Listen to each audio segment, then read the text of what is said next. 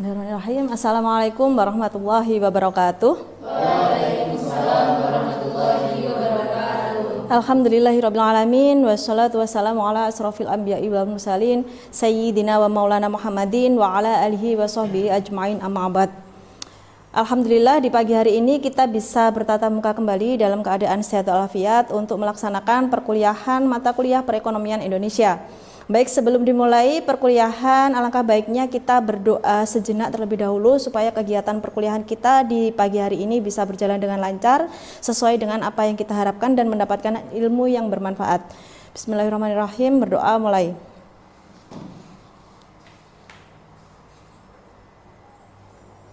Selesai.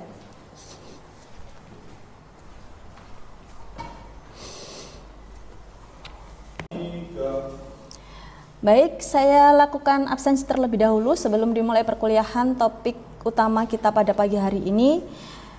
Atas nama Sela Putri, atas nama Mainanda, atas nama Adi Prasetyo, atas nama Fanda, atas nama Intan, atas nama Ajeng Dwi, atas nama Muhammad Aldi.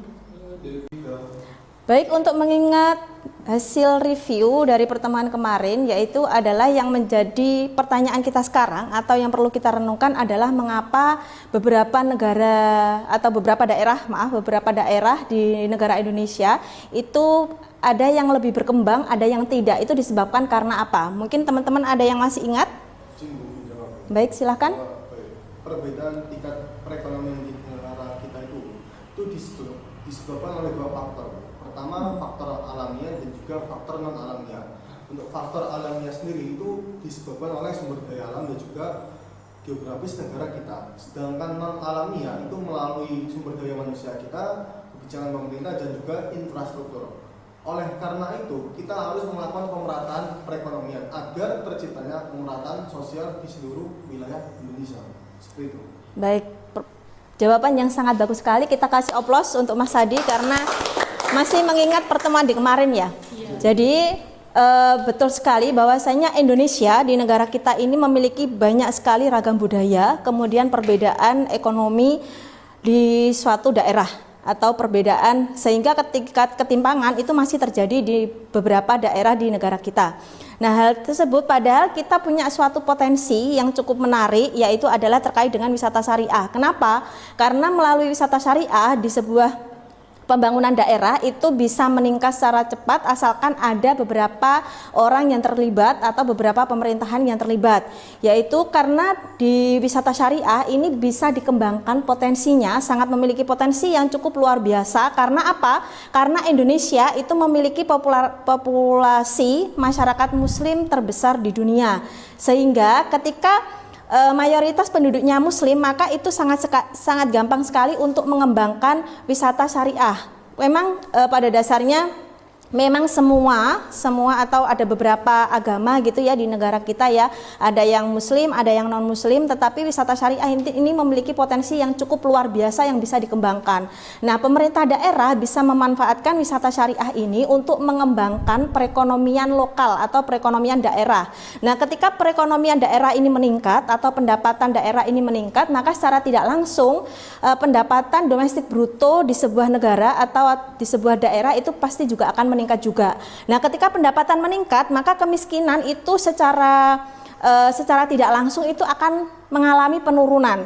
Nah, itu tetapi balik lagi bahwasanya meskipun wisata syariah itu memiliki potensi yang cukup luar biasa, tetapi masih ada beberapa tantangan yang harus kita hadapi, yaitu mulai dari sumber daya manusia yang kita masih sangat minim sekali terkait dengan terkait dengan kesyariahan, atau karena pada dasarnya ketika kita berbicara dengan wisata syariah maka secara tidak langsung sebuah wisata itu harus siap untuk menyiapkan infrastruktur yang cukup lengkap, mulai dari tempat ibadah, kemudian UMKM atau istilahnya makanan yang ada di daerah wisata tersebut harus halal.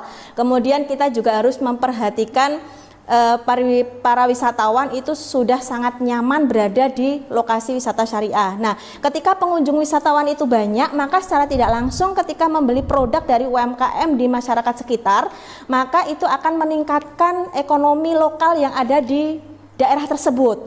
Nah, ketika peningkatan pendapatan di daerah tersebut meningkat, maka itu harus ada kolaborasi antara pemerintah daerah dengan masyarakat sekitar.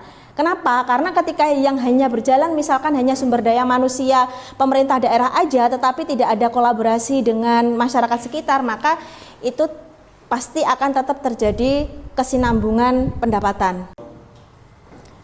Baik, kita masuk ke materi utama yaitu terkait dengan ekonomi daerah dan wisata syariah. Jadi apa sih hubungannya ekonomi daerah dan wisata syariah? Ekonomi daerah yaitu menurut World Economic Forum, keberhasilan suatu daerah terkait dengan ekonomi daerah itu ada 4 indikator, yaitu yang pertama adalah kelembagaan, yang mana di dalam kelembagaan itu ada kolaborasi. Titik poinnya adalah kolaborasi. Seperti yang saya katakan tadi, bahwasanya harus ada kolaborasi atau harus ada kerjasama antara pemerintah daerah dengan masyarakat sekitar. Karena indikator utama di dalam keberhasilan pendapatan atau pertumbuhan pendapatan daerah itu dimulai dari masyarakat sekitar. Begitu ya. Kemudian yang kedua adalah indikator kebijakan, yang mana di situ ada berbasis data atau masalah, cepat merespon perubahan, terukur dan dapat dievaluasi. Artinya apa? Artinya adalah harus ada regulasi atau harus ada kebijakan dari pemerintah daerah setempat. Apabila terjadi suatu masalah di wisata tersebut, maka secara tidak langsung masyarakat dan pemerintah daerah harus cepat untuk merespon atau harus cepat untuk mengatasi masalah tersebut supaya tidak menghambat perkembangan wisata syariah di daerah tersebut. Kemudian yang ketiga adalah soft connectivity, yaitu adalah penguatan teknologi informasi, kemudian penguatan SDM melalui pendidikan dan kesehatan.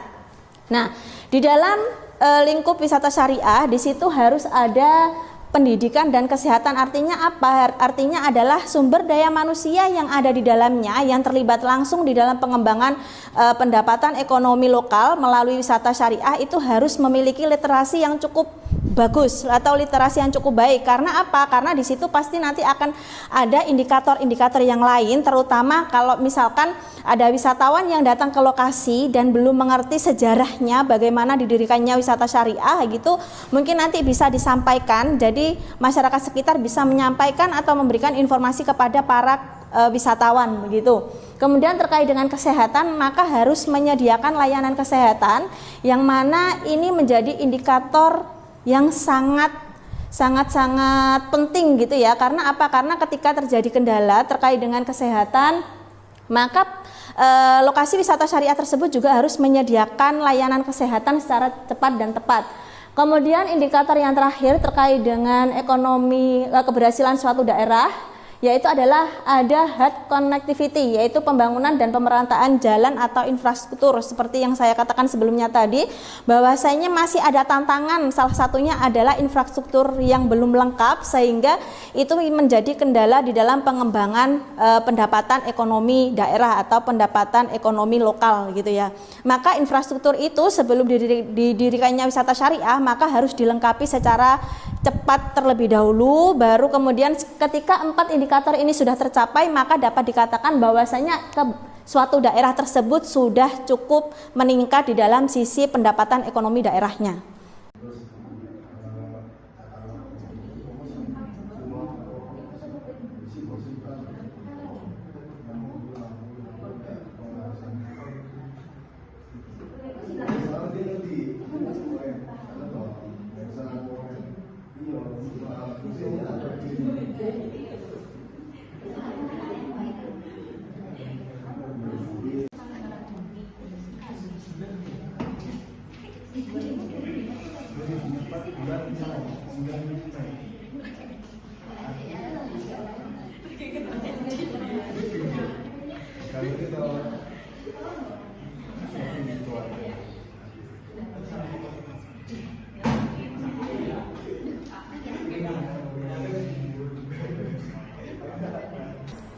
Baik, setelah diskusi kelompok, silahkan perwakilan dari satu mahasiswa untuk maju ke depan mempresentasikan hasil diskusi kelompoknya ketika di dalam kelas ini tadi. Siapa? Baik, silahkan maju ke depan.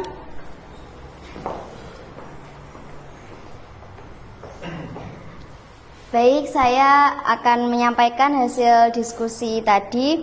Yang pertama yaitu peran wisata syariah dalam ekonomi daerah. Jadi, menjadi sumber pendapatan baru bagi daerah melalui distribusi dan pajak, terus meningkatkan perputaran ekonomi lokal menuju sektor pendukung UMKM seperti kuliner, terus penginapan syariah dan transportasi. Terus selanjutnya yaitu untuk membuka lapangan pekerjaan, khususnya itu bagi masyarakat sekitar destinasi wisata.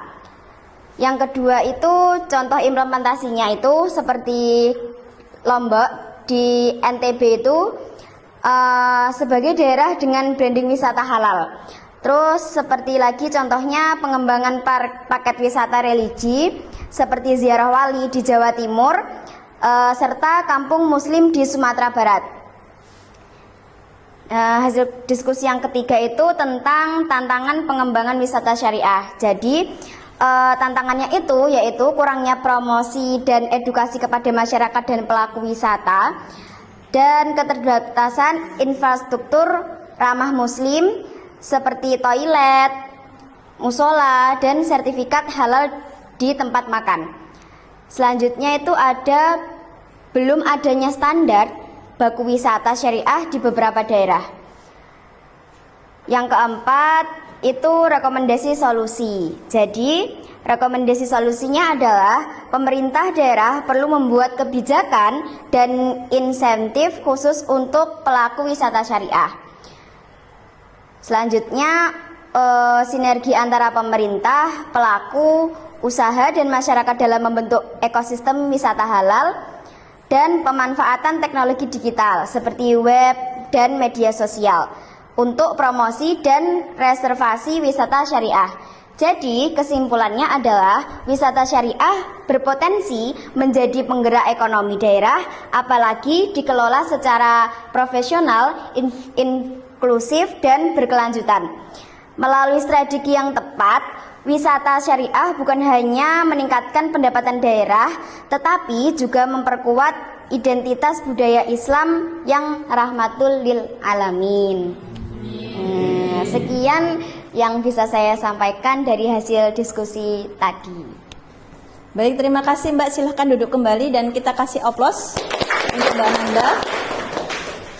Baik, berarti untuk penyampaian materi hari ini saya kira sudah cukup ya, karena teman-teman sudah paham begitu, dan kesimpulannya adalah ketika pendapatan daerah meningkat atau wisata syariah itu bisa berjalan dengan baik dan benar serta bisa berkelanjutan, maka harus ada kolaborasi yang cukup aktif dari pemerintah daerah setempat dengan masyarakat sekitar, sehingga ketika wisata syariah ini bisa dikembangkan karena memiliki potensi yang cukup besar, maka pendapatan ekonomi daerah dan ekonomi global akan meningkat, dan itu menjadi identitas budaya bagi daerah lokal. Begitu. Jadi saya kira untuk pertemuan hari ini sudah cukup. Apabila ada kurang lebihnya, saya pribadi mohon maaf yang sebesar-besarnya. Saya akhiri. Wassalamualaikum warahmatullahi wabarakatuh. Waalaikumsalam warahmatullahi wabarakatuh.